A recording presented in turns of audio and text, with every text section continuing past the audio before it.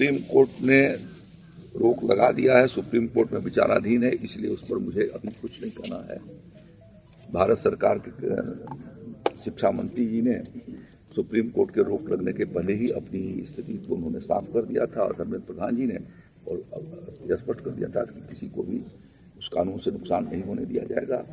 सरकार सतर्क है और इसका समाधान कर रही है। खाना की खेती की भी शुरुआत करें। बिफोर लास्ट ईयर हमने आचार्य नरेंद्र देव कृषि विश्वविद्यालय कुमारगंज के वैज्ञानिकों को दरभंगा भेजा था, जिससे कि वो वहां से आकर के और मखाना की तकनीकी कोशिश करके आए। उस साल जो मखाना लगाई गई थी वो लेट लगाए जाने के नाते उतना सक्सेसफुल नहीं रहा, लेकिन गत वर्ष जो मखाना समय से उसको लगाई गई और समय से उसकी हार्वेस्टिंग हुई तो लगभग 1 क्विंटल मखाना तैयार हुआ आचार्य नरेंद्र देव कृषि विश्वविद्यालय में।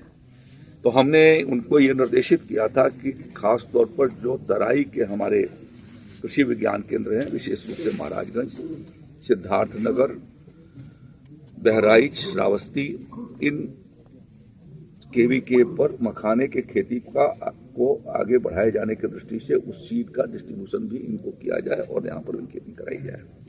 मुझे जो जानकारी दिया है यहाँ के वैज्ञानिक चीफ साइंटिस्ट ने कि यहाँ पर हम लोगों ने जनवरी महीने में ड्रॉपिंग किया है सीड की और वो लगभग अप्रैल मई महीने में वो निकल करके बाहर मखाना आती है। तो उस समय ये दिखाई पड़ सकेगा कि क्रॉप कैसा होगा। उसके पहले सिद्धार्थनगर के किसानों का वह समूह जो इस खेती को करना चाहता है और चूंकि उसकी हार्वेस्टिंग थोड़ा कठिन काम है, इस नाते हार्वेस्टिंग की ट्रेनिंग ले जाने के लिए यहाँ से किसानों और वैज्ञानिकों का एक प्रतिनिधिमंडल टीम प्रशिक्षार्थी के रूप में वहां पर जाएगा और जा करके दरभंगा से उनको ट्रेनिंग दे करके यहाँ पर आएगा, जिससे आने वाले भविष्य में काला नमक के साथ साथ मखाने की खेती का भी विस्तार किया जा सके। योगी जी की सरकार बनने के समय